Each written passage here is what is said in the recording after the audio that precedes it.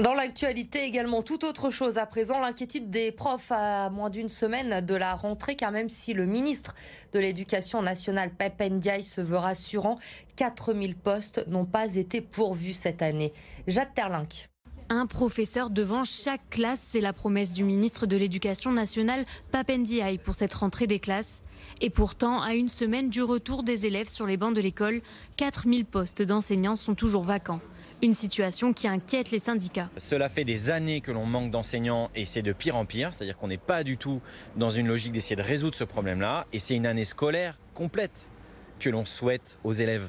Je veux dire, les parents d'élèves, ils seront contents que la journée de rentrée se passe bien. Mais si à partir de janvier, leurs enfants n'ont plus d'enseignants, ils seront mécontents. Pour remplir les effectifs, une formation express de 25 heures est proposée aux professeurs contractuels, souvent débutants.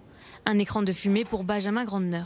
On vous explique ce que c'est qu'une école, vite fait, on vous explique les règlements, mais vous imaginez bien que c'est pas ça. Il faut apprendre les programmes, il faut apprendre comment apprendre, j'allais dire de la maternelle pour les enseignants jusqu'aux collégiens, puisque les enseignants aussi s'occupent de certains collégiens en SECPA. Donc vous imaginez bien qu'en 2 jours, c'est une plaisanterie, c'est-à-dire c'est des réunions de bienvenue en réalité, c'est pas une formation.